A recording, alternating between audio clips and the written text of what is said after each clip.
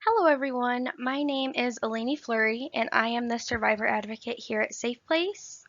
And today we are going to be discussing how we as advocates can assist survivors in identifying and accessing services and resources in the community.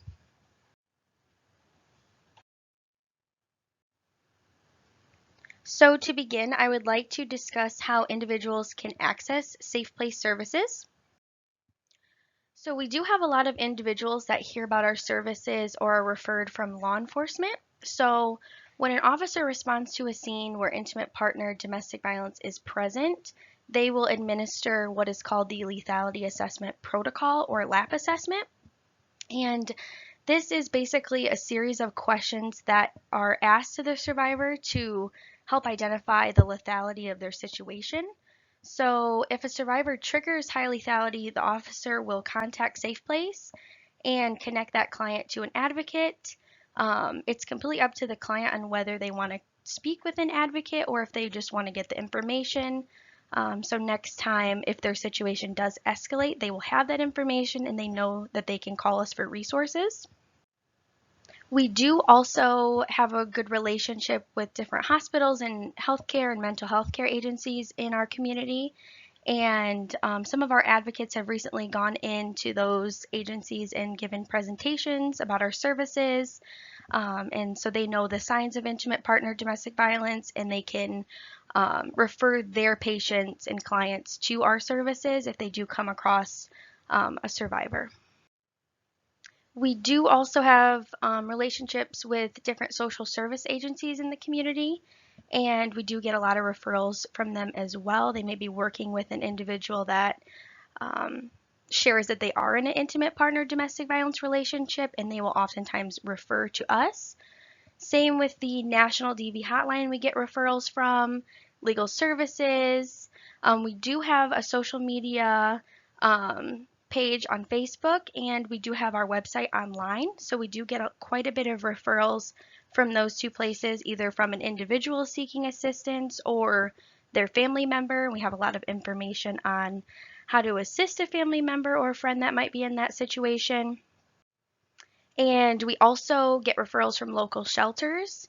A lot of times individuals will be staying at a shelter and their assailant might find them, so the advocates there will help them find safe shelter. And then we do get some referrals from local churches and the client's friends and family. And we do get calls, like I said, from friends and family, but we do have to speak to the individual themselves. So we will give them all the information that we have and have them give that information to their friend or family member and have them call back so we can assess that person. Next, I want to discuss some of the barriers that individuals might face when seeking services. So a lot of times assailants will use fear and intimidation to make their partner afraid by using different looks or actions. They may destroy their property, including any identifying documents that they have. They may abuse pets or display weapons. Financial abuse, so a lot of times they will prevent their partner from obtaining or maintaining employment and really isolating them and not allowing them to even have access to make an income. Isolation and lack of support systems, a lot of them will limit their partner's outside involvement, including going outside, going where they want to go. They use jealousy to justify their actions and depleting their partner's resources and supports. Emotional abuse, so putting their partner down using different humiliation tactics, making them feel guilty, and ultimately lowering their self-esteem. Coercion and threat, so making and carrying out either threats physically or emotionally to harm their partner. A lot of times we will see assailants using children to make their partner feel guilty, threatening to take their children away or calling CPS. Minimizing and blaming the abuse, making light of it and shifting the blame onto their partner. Inconsistency of abuse, so during nonviolent phases, they might, um, you know, fulfill their partner's idea of love. So they might not be abusive 100% of the time, and they cling on to the times that they are abusive. And then lethality increasing. So we know that lethality does increase 75% when an individual does leave an abusive relationship. So we discussed the barriers that domestic violence survivors experience when accessing services. And I also want to recognize the barriers of individuals that may be homeless as a result of fleeing their abusive partner. So many of these individuals face physical health concerns due to not having access to affordable health care, mental health concerns, trauma from the cycle of abuse that they have been experiencing or may have experienced in the past, substance abuse disorders as a result of this trauma, incarceration, transportation barriers when trying to access different services. Many have a lack of educational credentials, which prevent them from obtaining a stable income. Difficulties finding affordable childcare or daycare so they can go to work, and shelter instability. So a lot of shelters have a set length of stay, and Safe Place has an average length of stay of 60 days. However, based on their case-by-case situation, it may be longer or shorter. And that is definitely not a very long time to get everything in your life back in order. So please keep all this in mind that when a client is accessing services, they have faced and are still facing barriers that influence how they move forward in their situation. So here at Safe Place, we are built on the empowerment philosophy. So what we mean by that is that Safe Place believes that people are best able to make their own choices, leading to the safest outcomes for their own unique situation. Staff encourage survivors to explore their choices while learning new resources. In doing so, survivors become confident and empowered. Staff always remain non-judgmental when working with survivors because we realize each person's life should be self-determined. So basically, to sum that up, staff members don't ever encourage clients to make decisions based on their own personal beliefs, or offer advice on what a client should be doing. So they explore all options with the clients, offer resources and referrals, and ultimately empower clients to make the best decision for their own situation. All of the programs that are offered at Safe Place are voluntary and free of charge, and a survivor can choose to participate in any or all or none of the programs. And a survivor is welcome to change their mind whenever they want to and can be assured that their values, lifestyles, and life choices will be honored.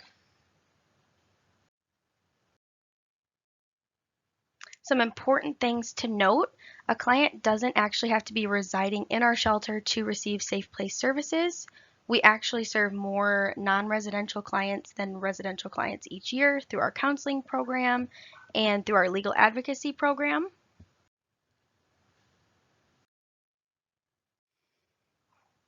So as Resource Center advocates, I want to highlight some of their roles and their responsibilities. So as a part of their responsibilities, they ensure the safety and cleanliness of the shelter. So this would mean monitoring cameras, the shelter, and client commitments. So each client is assigned a daily commitment that they are responsible for helping complete and helping maintain that certain area of the shelter. And the Resource Center staff help monitor this and make sure that this is happening. They also monitor the crisis line, so they assess callers and survivors for the qualification of services, and they take phone calls responding to different outside agencies or family members and friends of survivors. They also complete intakes and exits, so when an individual comes in for an intake, they do all of the paperwork, they prepare the client's rooms with bedding, and they get them all set up in the shelter by giving them a refrigerator and a locker and just making them feel comfortable. They also manage the shelter supplies, so they offer clients food, hygiene products, and supplies. When they come in, they are offered a food and hygiene request form, so clients will fill this out and the Resource Center advocates are responsible for filling those for the clients. They also accept donations at the door, so they will receive those and they will help sort and place them in the proper area of the shelter. So Resource Center advocates are also there 24 hours a day, 7 days a week, And after 5 p.m., when most program staff leave the building, they're the only people there with the clients. So, listening to clients' concerns, communicating with clients, and responding to their needs in a timely manner. And in doing so and listening to the clients, listening to their needs, they will make appropriate referrals.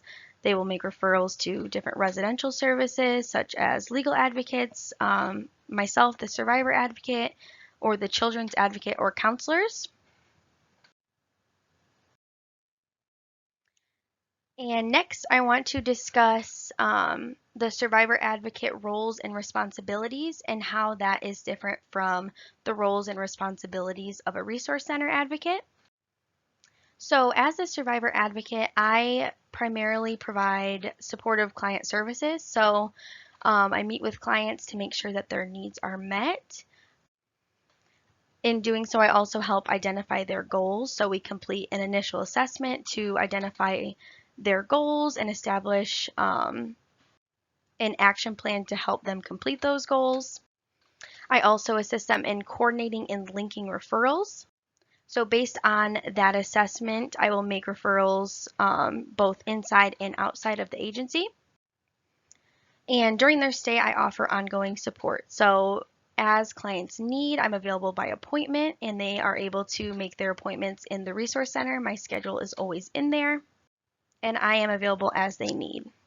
Next, I have case review as one of my responsibilities. So every single week, we discuss as a program staff, clients' different situations, some successes they may have had, some struggles they may be having, and we discuss how we can support them during their time in shelter. Empowering and advocating for clients. So offering clients information and options to make their own informed decision. We discuss the empowerment philosophy, and that is how, as advocates, we work with clients. So we assist them in offering them all options, like I said, and helping them communicate with different outside agencies. I also can assist clients in transportation. We do offer clients bus passes, but there may be certain circumstances where they need a ride somewhere. So we do have a agency van that we take, so I'm able to take clients to different appointments or community agencies. I also am the person that will help outline different expectations for the shelter. So I do have an expectations agreement that I have created, and when I'm meeting with a client, we do go over all shelter expectations and make sure that those are known and can be followed through with during their stay. It is also my responsibility to ensure that everybody's rights and responsibilities are being respected. So just making sure that all clients are adhering to our policies and helping us maintain a safe and peaceful environment for everybody that's staying there. And then I am also on call along with 4 other staff members. So on an emergency basis, I do take calls about client issues and concerns.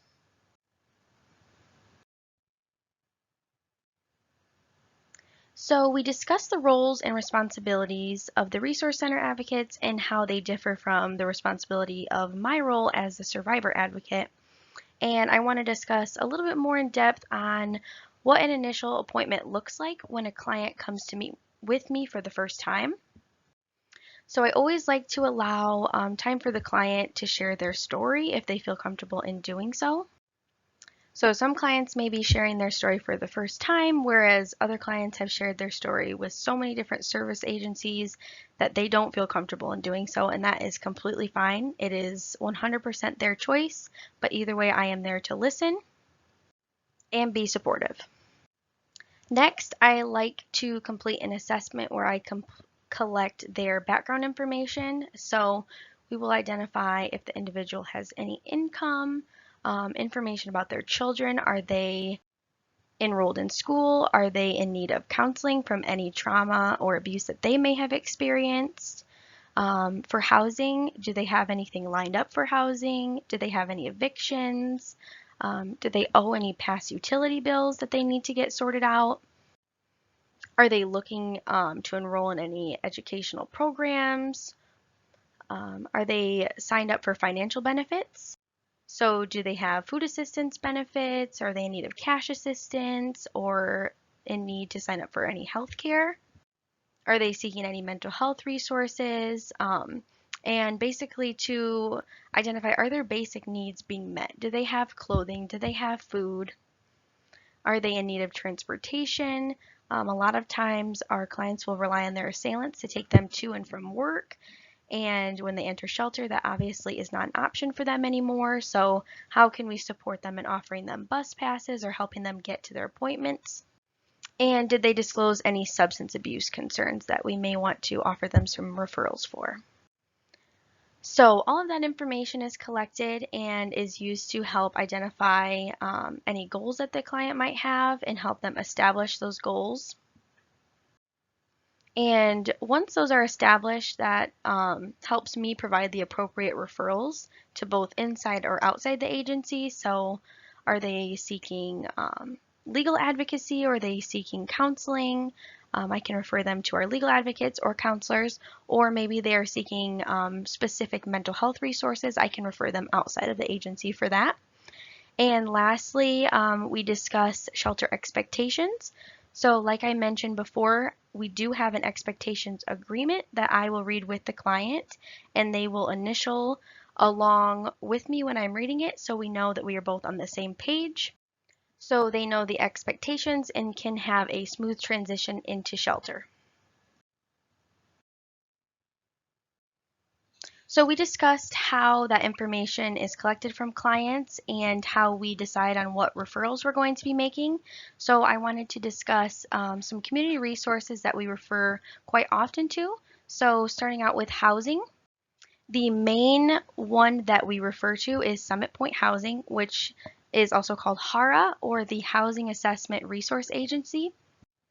And they have multiple programs that are beneficial for our clients. So the first one that we always refer to when a client is coming into shelter, upon intake, they're given this information about the housing choice voucher.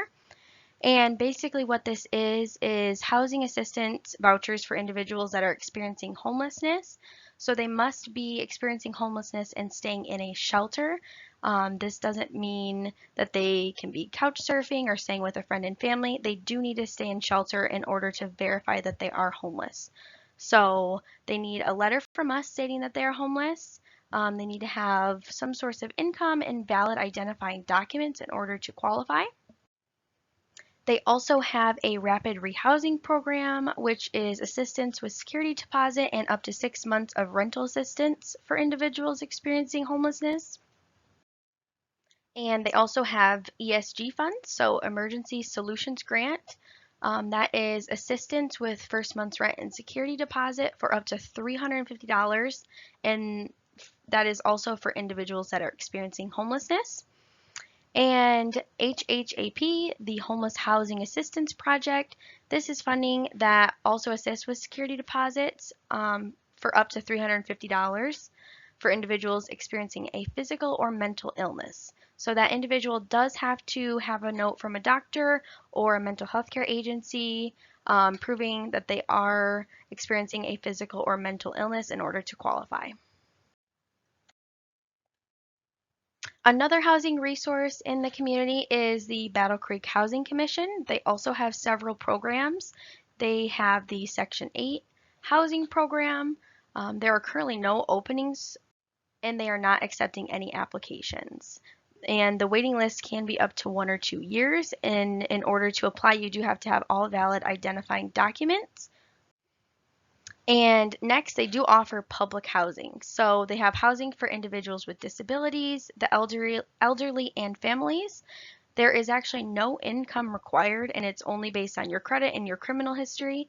And in order to apply, you do have to have all of your valid identifying documents for each member of the household, and this must be included with the application in order for them to accept it. And lastly, HOP housing, so the home ownership program. And this program allows families with children to rent and potentially purchase a home on one of the Housing Commission's scattered sites.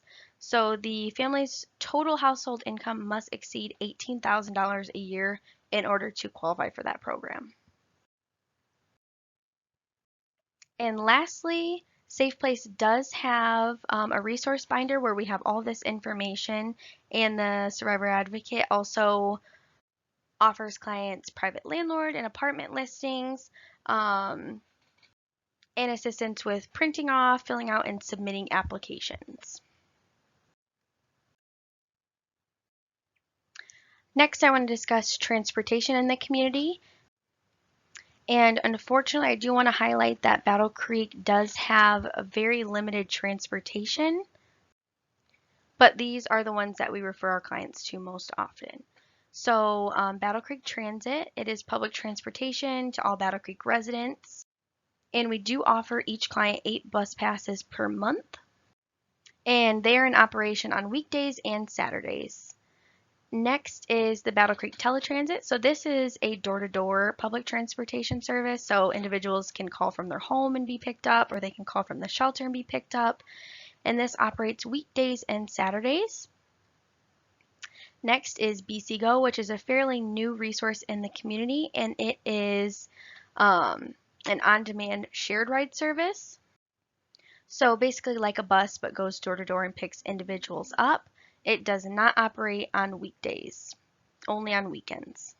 And lastly, Community Action, they do offer transportation for seniors, 60 years old and older, and disabled clients 18 years and older. I also wanted to highlight employment transportation resources in the community. So the Share Center, they do also offer bus passes for individuals that have recently obtained employment, and that individual does need to show proof of employment in order to receive those bus passes. The same with the Salvation Army, they also offer bus passes, and you need to prove your employment. And then Goodwill Industries, they have the Wheels to Work program, which is a donation program which provides low-cost transportation to qualified individuals for whom reliable transportation is a barrier to employment. So the individual must be employed and receiving assistance from DHHS, PATH, or MRS, which is Michigan Rehabilitation Services. As far as employment goes, Michigan Works is able to assist with different job placement, resume building, interview skills, etc.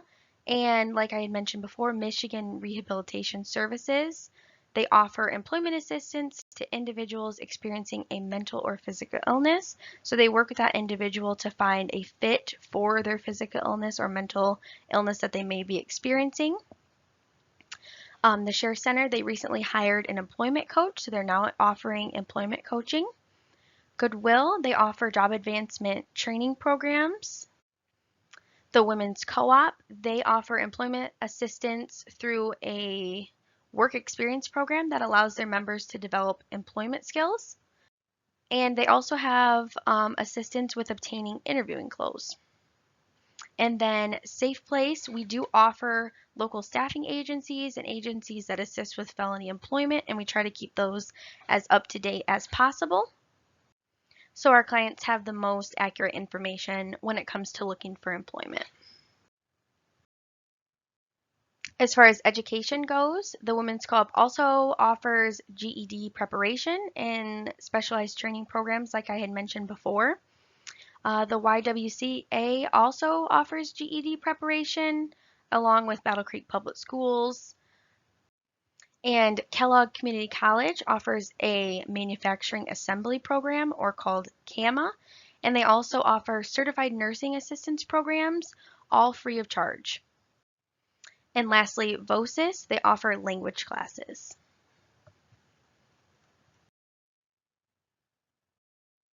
For financial assistance, the one that we refer to most often is the Department of Health and Human Services.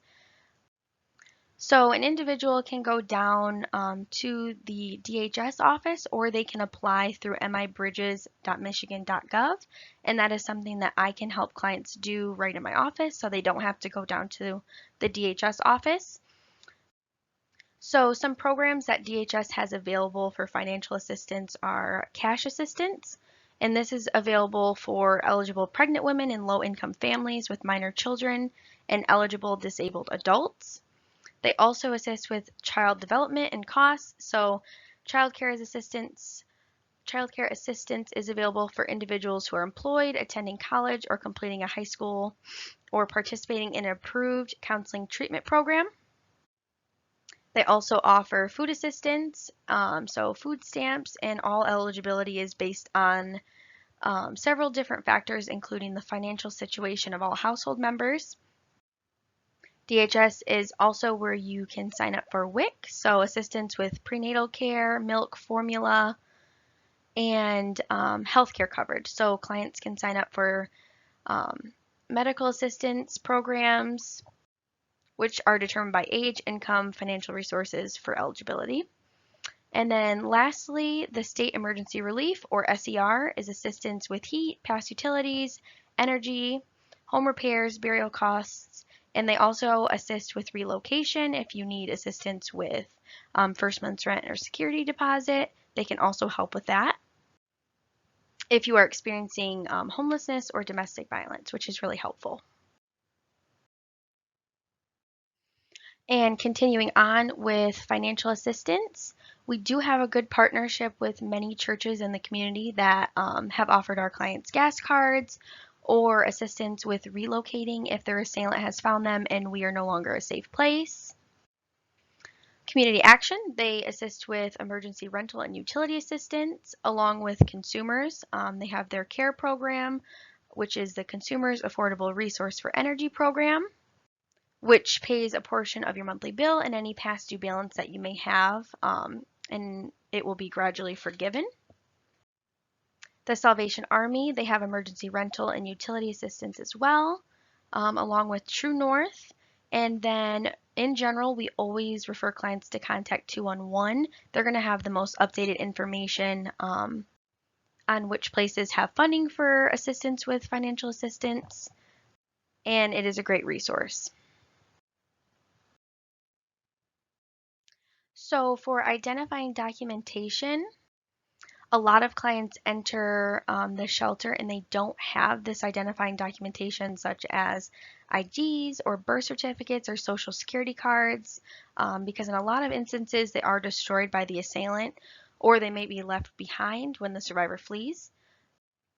So like I said, they may have no forms of identification and that really sets them back when it comes to signing up for housing or any other financial assistance programs. So we do have a partnership with the Share Center and they have a program that can assist clients with obtaining that identifying documentation such as IDs and birth certificates. And on occasion, if Safe Place does have funding for it, we are also able to help clients get those documents. There are many different healthcare agencies in the community, but the one that we refer most to is Grace Health. They have a family practice, pediatric care, dental care, internal medicine. They also have behavioral health, OBGYN, optometry, and physical therapy. Sexual assault services. So if an individual discloses that they have experienced sexual assault, we do refer to sexual assault services. They do have a SANE program, which is a sexual assault nurse examiner program. So an individual can be checked out by a nurse, and they also have other programs such as counseling and a children's advocacy center as well. And we also do refer to Bronson Battle Creek Hospital quite a bit. We do cab clients there. We pay for that if they have any healthcare concerns and they don't necessarily need an ambulance, we will cab them there. For mental health resources, we refer quite a bit to Summit Point. So they offer mental health counseling for adults and children, and they also have a mobile crisis team, and they have case management services for individuals that are receiving treatment for mental health concerns.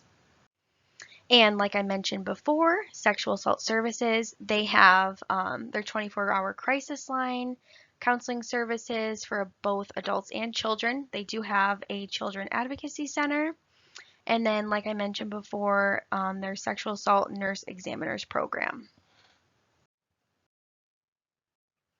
So if an individual discloses that they may be experiencing substance abuse disorders or concerns, we do refer to Summit Point. They do have a recovery center there. And the Haven, they do have a women's life recovery program. And this is basically a 9 to 12 month program that's designed to help women with or without children overcome addiction and any other issues they may be experiencing. And then the Alano Club, who offers AA and NA meetings. For legal assistance, Safe Place does have legal advocates that can offer support and accompany clients in court.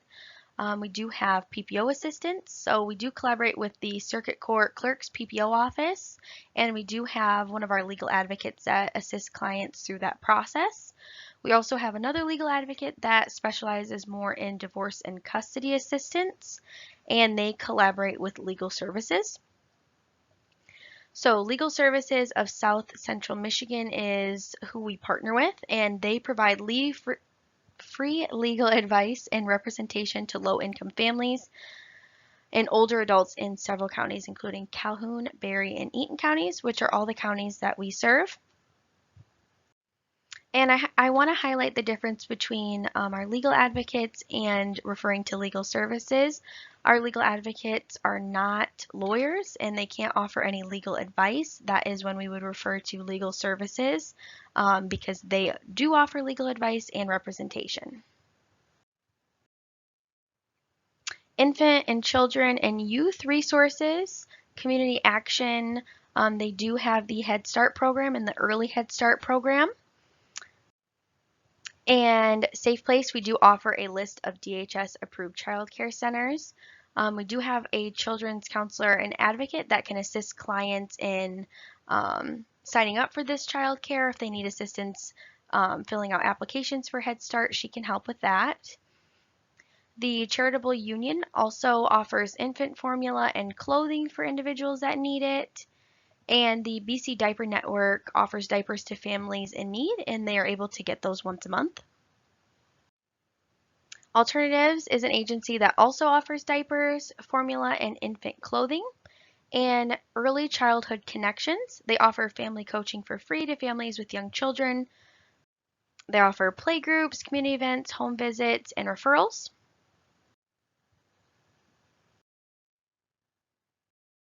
And continuing on, Summit Point, they also offer an intensive crisis stabilization team, which offers on-site intervention with a youth ages 0 to 21. So if we have a client that may be experiencing some sort of crisis, it can be anything with one of their children, we can offer them that information to call this hotline and they will send 2 people out to help de-escalate the situation and offer resources and ongoing support to that family through whatever crisis they may be experiencing. Families First is a great agency that we refer quite often to, and they offer intensive case management to aid in family preservation. So this program is a required 10 hours a week that the client is required to meet with their worker, and they help them look for housing, learn different parenting techniques, and ultimately help them identify resources that will aid in family preservation. Next is the Wraparound program, which is a program that offers intensive, individualized planning with children and parents who are at risk to identify community resources and supports. And Family and Children Services, they also offer counseling, youth and family crisis intervention, and case management to individuals that may need it. For food and household goods, we oftentimes refer to the Charitable Union, the Habitat Restore, Goodwill, and we also have donations in our garage that we offer clients for when they have gotten an apartment or have a place to stay. These resources are great to help furnish their homes. A lot of these places have small home furnishings or large furniture at a discounted rate than they would typically be able to get in a store. And then advocates here at Safe Place, we offer meal site and food pantry information to clients. And some of these meal sites include the Share Center, Salvation Army, and different local churches.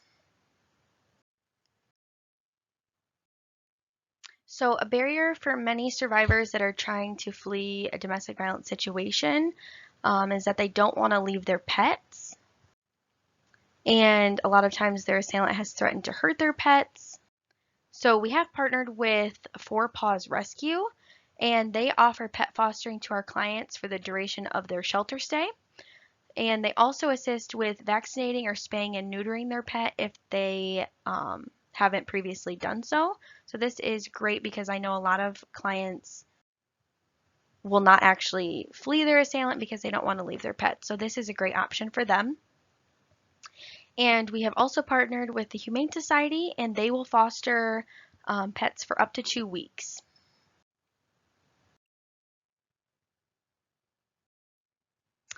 I know that was definitely a lot of information. And these are just some of the resources that we refer clients to. There are so many more out there.